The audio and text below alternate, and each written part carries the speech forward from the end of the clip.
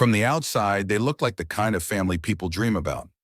Two mothers, six adopted children, always smiling in every photo, always together. Their lives were a canvas painted with words like love, inclusion, and compassion. You wouldn't scroll past a post from Jennifer Hart without feeling something, a burst of hope, maybe a tear, maybe admiration. She crafted a story online that was so well polished, so uplifting, it was hard not to believe it. Jennifer Hart and her wife Sarah were widely seen as selfless. Two white women who adopted six black children from troubled homes. That narrative alone won them praise, support, and sometimes even celebrity. They were hailed as progressive, peace-loving, and deeply committed to their family.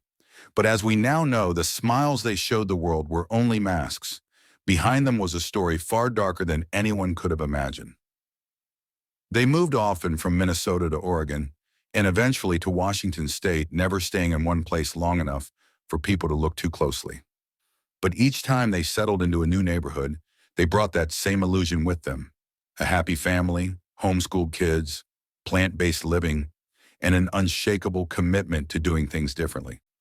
What no one saw, or maybe what some saw and couldn't stop, was the control. Jennifer was the architect of the illusion. She controlled the family's social media presence, the public image, the narrative. Her children didn't speak freely to outsiders. They didn't go to school. They didn't play with other kids in the neighborhood. Everything about their lives was carefully curated and kept behind a tightly locked door. The photos were always bright costumes, face paint, hiking trips. Always the kids with big, beaming smiles. But those smiles, they weren't always real, and the world would come to learn just how far someone would go to keep a lie alive. One of the most iconic images tied to the Hart family was taken in 2014 at a protest in Portland. It showed 12-year-old Devonte Hart hugging a police officer, tears streaming down his face. The image went viral. Devonte became known as the hugging boy. Media outlets praised the emotional moment, calling it a symbol of healing during turbulent times. But the truth behind that photo was chilling. Devonte wasn't crying from joy. He wasn't inspired. He was desperate. Days before that photo, Devonte had been going door to door, begging neighbors for food. He wasn't crying because he was moved by peace. He was crying because he was starving. The Hart children had been suffering for years, but most of it went unnoticed or unreported, and when it was reported, nothing ever seemed to change. There had been warning signs. In 2008, the Harts adopted three siblings from Texas: Marcus, Hannah, and Abigail. A year later, they adopted three more siblings: Devonte, Jeremiah, and Sierra. It wasn't long after that the allegations started to surface. Teachers in Minnesota raised concerns about bruises and food deprivation. One child reportedly told a teacher she was being hit with a belt. Another child said she hadn't eaten in days. Eventually, Jennifer and Sarah pulled the kids out of school entirely, choosing to homeschool them, a decision that gave them complete control over every aspect of the children's lives. With no teachers to report injuries or ask questions, the abuse became harder to detect. They moved to Oregon in 2013. New place, new beginning. But the same patterns emerged. Neighbors described the children as polite, quiet, but oddly robotic. One neighbor remembered that the kids never made eye contact. They didn't run or play outside like other children. They were often seen standing silently in a line. It wasn't until the family moved again, this time to a remote home in Woodland, Washington, that things truly began to unravel. Neighbors. Bruce and Dana DeKalb began noticing something disturbing. Devonte came to their house regularly, asking for food. Not snacks, but bread, canned goods, anything they could spare. He said his parents were withholding meals as punishment. He begged them not to tell. And then came the night when one of the children, Hannah, jumped out of a second-story window and ran barefoot to the DeKalb's house. She was frightened, incoherent, and desperate. She told them her parents were abusive. She begged them to hide her. The DeKalbs called Child Protective Services. It wasn't the first time CPS had received reports about the Harts, but this time the alarm bells were louder. On March 23, 2018, a CPS worker knocked on the Hart's door. No one answered. The next day she returned. Still no answer. By then, it was already too late. The Harts had packed their children into their SUV and fled. The smiling photos, the polished posts, the controlled image, all of it came crashing down. Within days, their vehicle would be discovered at the bottom of a California cliff. But back in Woodland, the people who lived next door were left with questions that would haunt them forever. Could they have done more? Had the signs been too subtle? Or had the illusions simply been too convincing? Jennifer Hart was a master manipulator, not just of her family, but of the world. She didn't just craft a lie, she lived inside it. And in doing so, she erased the voices of 6 children who had already been failed by the world too many times. As the investigation would later reveal, nearly every happy moment the public believed was staged. The trips, the photos, even the infamous hug, all tools of distraction, smoke, and mirrors. The truth was darker than anyone had dared to imagine. And while the world was busy liking and sharing the fairy tale, a nightmare was quietly growing behind closed doors. This was the Hart family, as they wanted you to see them. But the real story, the one that mattered, had yet to be told. There's something unspeakably tragic about children who are forced to survive, not just without love, but against the very people who are supposed to give it. In the story of the Hart family, the 6 children at the center of this nightmare were already survivors long before they ever met Jennifer and Sarah Hart. They were born into hardship, poverty, neglect, addiction, the kind of environments that tear families apart. They were taken in by the system that was supposed to protect them, and then adopted into a home that promised healing. But what they got was a new kind of prison. Marcus, Hannah, Abigail, Devontae, Jeremiah, and Sierra Hart were all adopted through the Texas foster care system between 2006 and 2009. Their biological families had been plagued by circumstances that made them unable to care for their kids. And like many children who enter the system, these kids were labeled at risk, difficult, or special needs labels that often make them harder to place. Jennifer and Sarah Hart came forward, first for 3 siblings, Marcus, Hannah, and Abigail, and then later for the other 3, Devontae, Jeremiah, and Sierra. On paper, the Harts looked ideal, college-educated, stable, with clean backgrounds. The system saw them as a godsend. But the moment those children entered their new home, the cycle of control began. The first reports of abuse were filed less than a year later. Abigail told a teacher that she had owies on her back and stomach. Another child said they were being punished for telling lies. A doctor noted that the children were significantly underweight for their age. But each time a report surfaced, the Harts had an explanation. They were just being strict. The kids were troubled. The stories were exaggerated. In 2010, one of the most disturbing incidents took place. Abigail, just 6 years old, was found with bruises on her stomach and back. She told authorities that Jennifer had hit her with a closed fist. In her own confession, Jennifer admitted to spanking the child multiple times and holding her head under cold water. The police got involved, social workers got involved, but ultimately, nothing stuck.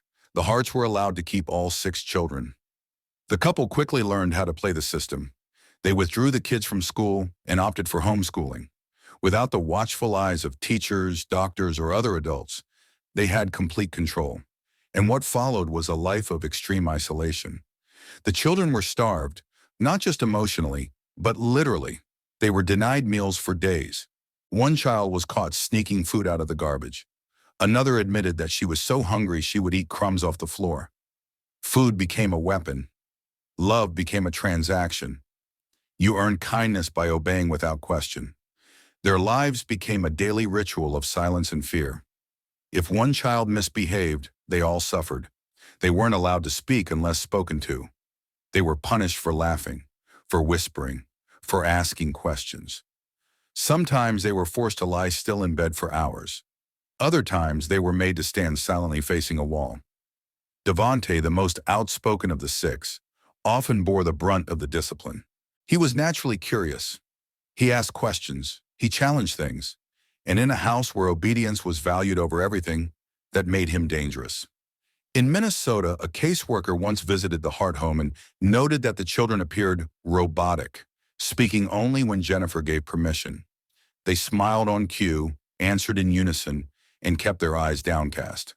The social worker was unnerved but couldn't prove abuse. Once again, the Harts walked away untouched. And so the pattern continued state after state, report after report. By the time the family moved to Oregon in 2013, there were multiple documented allegations of abuse and neglect. The Oregon Department of Human Services opened an investigation in 2014. They interviewed neighbors, teachers, and even some of the children. But because the kids were homeschooled and isolated, there was no consistent adult presence in their lives to corroborate the signs of abuse. The investigation was eventually closed. No action was taken. The Harts knew how to spin their story. Jennifer was the mouthpiece, telling social workers and neighbors that her children had come from abusive backgrounds, that they were healing slowly, that their behaviors were the result of trauma, not mistreatment. And people believed her. The children's silence reinforced the narrative. But the silence wasn't consent. It was fear. These weren't children growing in love, they were children surviving in captivity. By 2017, the family had moved again, this time to Woodland, Washington. The home sat on a gravel road outside town, surrounded by woods with few neighbors. The isolation was deliberate, but despite their attempts to stay invisible, the cracks in their illusion started to widen. That year, 15-year-old Devonte began sneaking out. He didn't run away, not fully. He didn't scream. He didn't report his mother's. What he did was just as heartbreaking. He asked for food. He would show up at the DeKalb's home neighbors just across the driveway, sometimes twice a day. He asked for tortillas, peanut butter, fruit, anything. He told them he wasn't allowed to eat without permission. He said his mothers were punishing them for being too loud, for stealing food, for being disrespectful. Bruce and Dana DeKalb were alarmed. They fed him. They asked questions. And soon another of the children, Hannah, showed up at their doorstep. She was 16, barefoot, hysterical. She told them Jennifer was abusive. She begged them not to tell anyone, terrified of the consequences. But the DeKalbs did the right thing. They called Child Protective Services. On March 23, 2018, CPS made their first visit to the Hart home in Washington. No one answered the door. The children were hidden inside. On March 26, a follow-up visit was scheduled. That visit never happened. By the time the caseworker returned, the family, all 8 of them, had vanished. They had fled under cover of night, taking the same car they had once used for family road trips, holiday getaways, and photo shoots. Only this time, it was carrying them to the end. The children who had been failed by their birth families, then failed by the system, were now being failed one final, irreversible time. The walls that were supposed to protect them had become the walls that closed in around them. And no one, not CPS, not neighbors, not the many officials who had seen the warning signs, had stopped it in time. What makes this part of the story so haunting isn't just the abuse itself. It's the knowledge that these children were seen. They were heard, and yet still, nothing was done. There were reports, there were bruises, there were signs, but no one pulled them from that house. No one saved them. Behind every door closed too tightly is a secret that someone wants to keep hidden. Inside the Hart family home, what went on couldn't be seen from the porch. It couldn't be read through the glowing captions under smiling photos. It couldn't be heard through their carefully rehearsed voices when strangers asked them questions. But once those doors shut, the truth lived there, and it was terrifying. Jennifer and Sarah Hart weren't just strict. They weren't just overwhelmed or out of their depth as adoptive parents of 6 children with trauma. What they created inside that house was a controlled, carefully engineered world, one where fear ruled over love, silence replaced truth, and obedience was demanded, not earned. Jennifer was the mastermind. She called the shots, posted the photos, curated the family's image. She spoke for the children. She made the phone calls. She handled the social workers. Her version of the truth became the only version anyone ever saw. Sarah, more reserved, played the quieter role, the enabler. She worked full-time as an assistant manager at Kohl's, while Jennifer stayed home with the kids. But Sarah knew, and she helped keep the system going. Inside that home, the children didn't get to be children. Their lives followed a strict, punishing structure. Every move was watched. Every word was weighed. They were given matching clothes, matching hairstyles, matching personalities, or so it seemed. But beneath the surface, each child bore a unique pain. Wartincho Marcus, the oldest, was once described by a family friend as always scanning the room.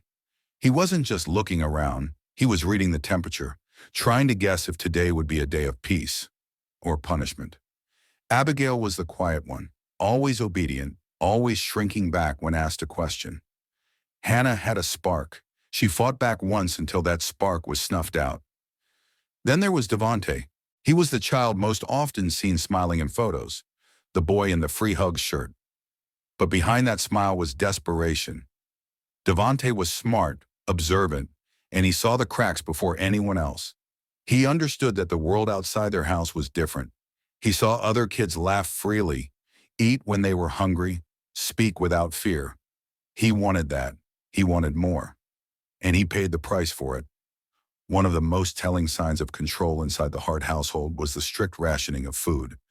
The children were denied meals as punishment, not just for bad behavior, but for speaking without permission, sneaking a laugh, or showing emotion. Reports later revealed that the kids were often served a single slice of bread, smeared with peanut butter, and a small glass of water, and that was considered dinner. If they were caught sneaking food, the punishment was harsh. Days without meals, isolation, silent treatments, forced apologies. Jennifer framed these acts as discipline, as parenting strategies, even as deprogramming. But they were abuse, plain and simple. And what made it even more sinister was how effectively she hid it from the world. She manipulated the children into playing their roles. Before family outings, she would rehearse answers with them. If someone asks if you're okay, you say yes. If they ask about food, say you're vegan. If they ask about school, say you're homeschooled and love it. And they obeyed, because they were terrified of what would happen if they didn't. There were times, though, when the cracks became too big to ignore. In Minnesota, a teacher once noticed that Abigail had bruises and was frequently tired and withdrawn. She reported it. Authorities came to investigate. But Jennifer was ready. She blamed the child's biological background, claimed she had trouble adjusting, said she bruised easily. It was always someone else's fault. And somehow, again and again, she walked away without consequences. When the family moved to Oregon, the same pattern continued. Neighbors rarely saw the kids. They were kept indoors, away from other children, away from people who might ask too many questions. A social worker once noted that all 6 children appeared highly controlled and extremely disciplined. But Jennifer brushed it off as good parenting. The kids were respectful, well-behaved, quiet, too quiet. It wasn't until the move to Washington in 2017 that the illusion began to truly falter. For years, the Hart children had been ghosts in plain sight, smiling in public, suffering in private. But by now they were older, their bodies thinner, their spirits weaker. And Jennifer's grip, no matter how tight, was beginning to slip. Neighbors Bruce and Dana DeKalb were the first to truly see through the performance. They lived just across the way. It started with odd sightings, the children emerging from the house only at night, lights on at strange hours. No laughter, no noise, just silence. Then came the visits. Devante knocking at the door, soft-spoken, nervous, hungry, always asking for food. He'd sometimes bring notes with him, asking them to leave snacks on the porch. At first, the DeKalbs didn't know what to think, but it became clear that this wasn't a one-time issue. Something was deeply wrong. Hannah's escape confirmed it. She jumped out of the second-story window at 1 a.m., barefoot, terrified. She ran to the DeKalb's home, begging for help. She told them she was afraid to go back. She told them they were being abused, that they were hungry, that something horrible was happening behind that locked door.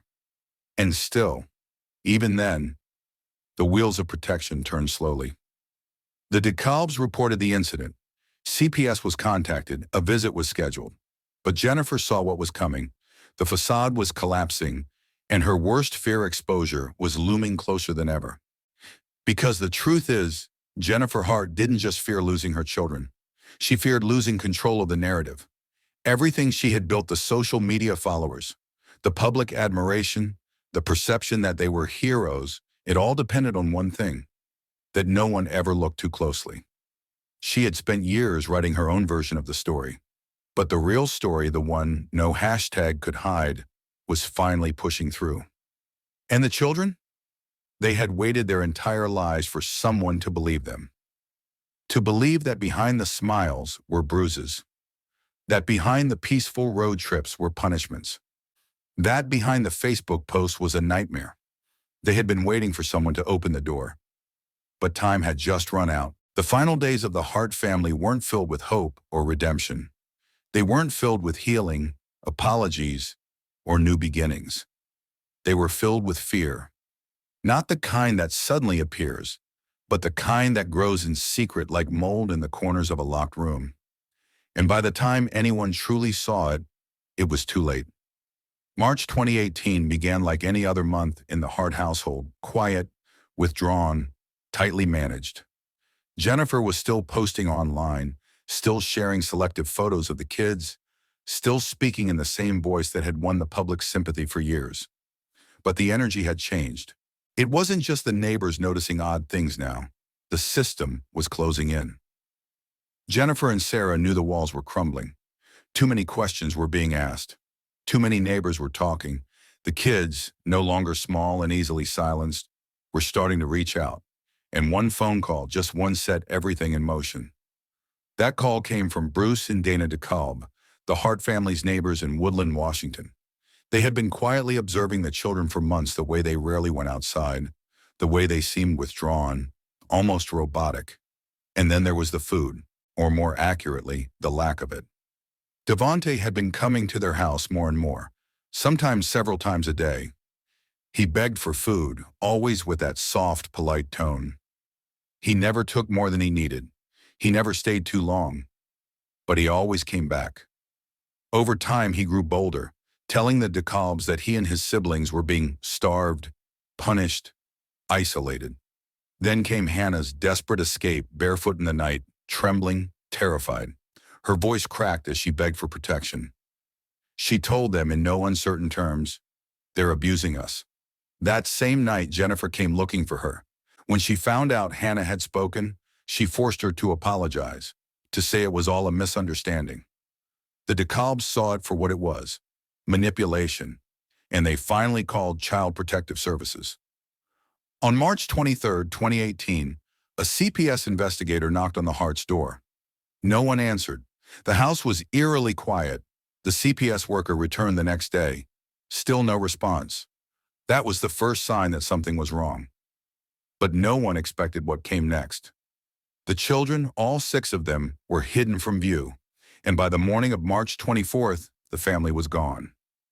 They didn't leave a note, no warning, just vanished.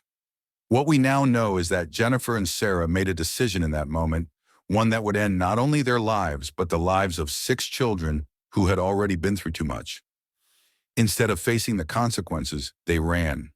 They packed their bags, loaded up their Chevy Suburban, and drove south away from Woodland, away from the investigators, away from the truth. That SUV, once used for family road trips and smiles for the camera, had become their coffin on wheels. The timeline in those final days is haunting. On March 24th, the family drove to Nizelle, Washington, and checked into a motel. Surveillance footage showed Jennifer inside, appearing calm, even cheerful. No one would have guessed that she was hours away from doing the unthinkable. On March 25th, they continued driving south along the Pacific Coast Highway. There were no Facebook posts, no phone calls to friends, no cries for help, just silence. On the night of March 25th, sometime between dusk and dawn, Jennifer Hart drove their SUV to a remote turnout off Highway 1 in Mendocino County, California.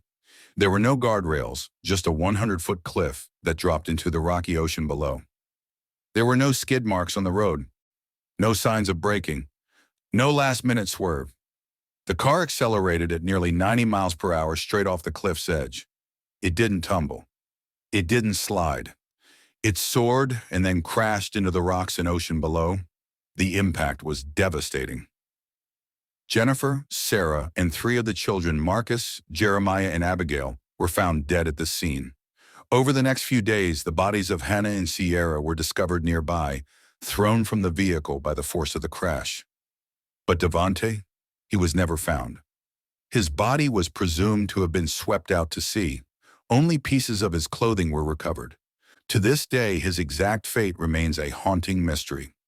What came after was a slow, painful unraveling of the truth. The police began piecing together the timeline, analyzing the crash data, and reviewing the toxicology reports. What they found turned tragedy into horror. Jennifer Hart had been driving the car. Her blood alcohol level was over the legal limit more than 3 times the amount allowed while driving.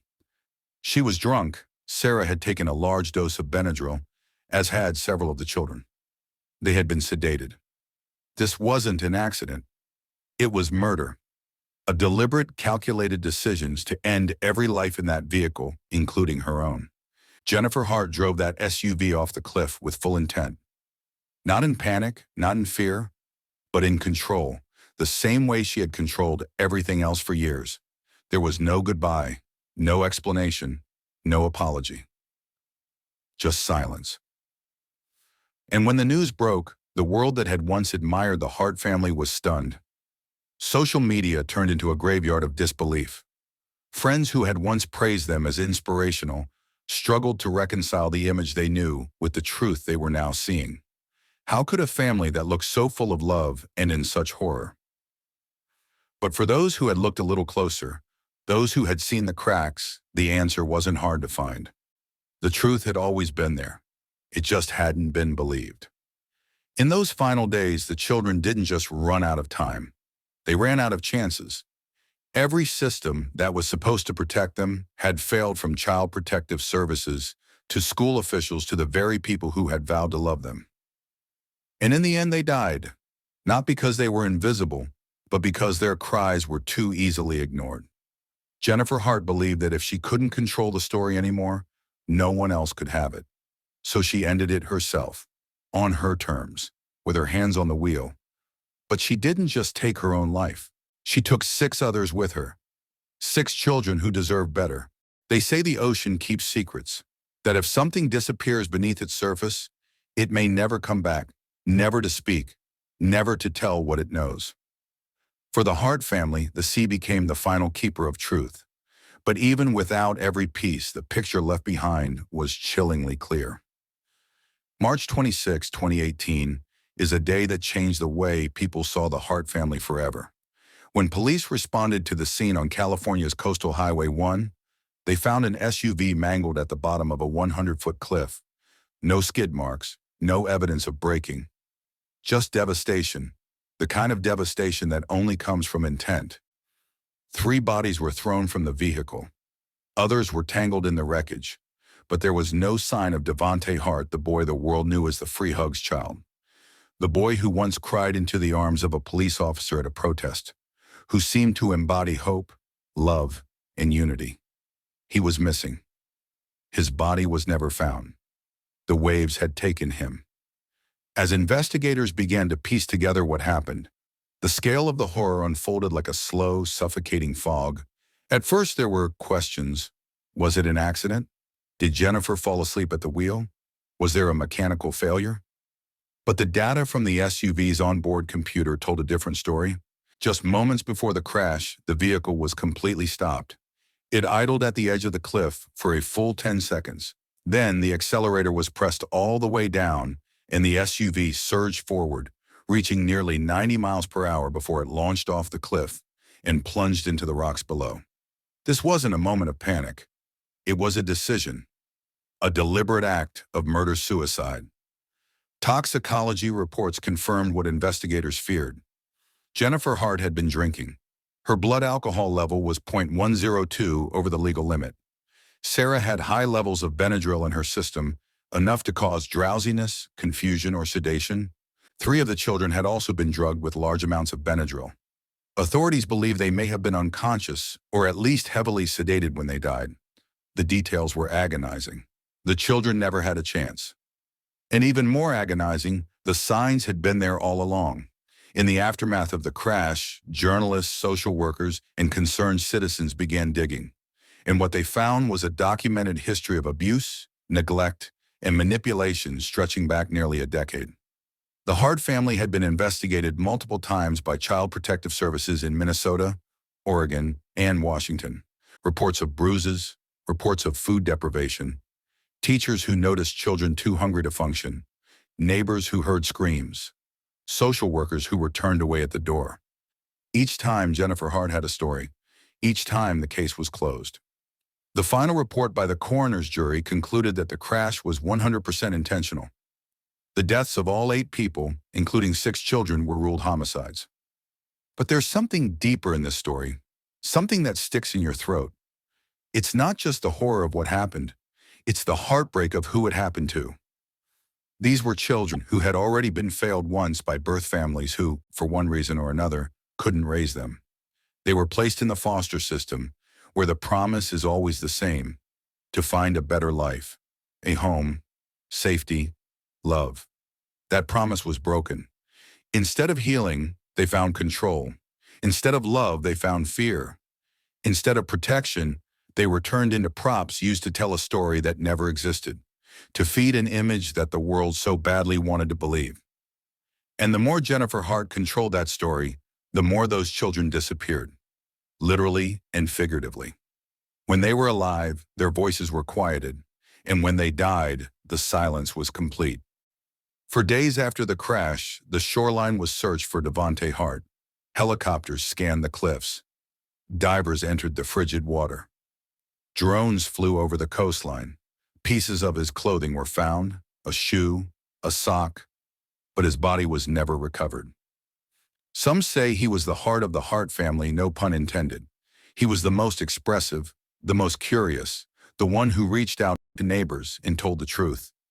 But he was also the one whose image was used the most.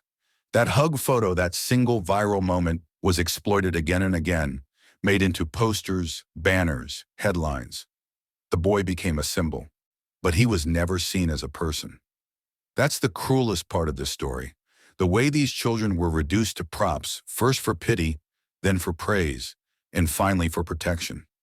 Jennifer Hart used them to deflect attention, to build sympathy, to create the image of a family so perfect, so progressive, that no one would dare look too closely.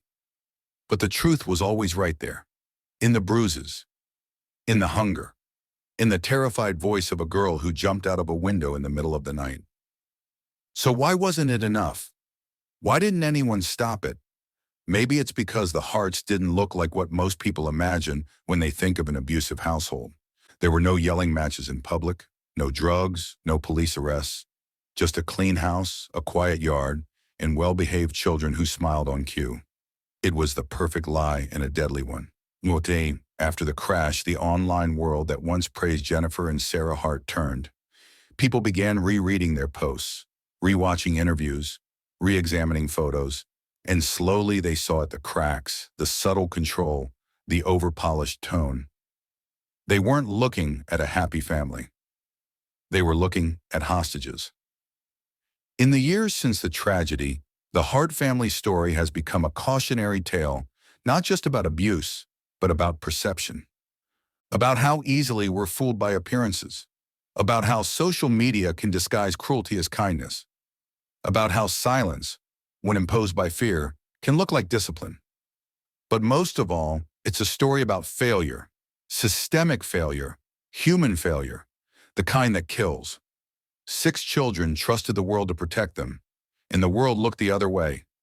Their deaths weren't just a result of one woman's decision. They were the result of countless decisions by social workers who didn't push hard enough, by teachers whose concerns were ignored, by neighbors who weren't sure what to do, and by a society that too often confuses smiling with safety. Today, the cliff remains. The ocean keeps moving. Tourists drive past without knowing what happened there. But the names Marcus, Hannah, Devonte, Abigail, Jeremiah, and Sierra should never be forgotten. They were not symbols. They were children. They were real. And they deserved to live.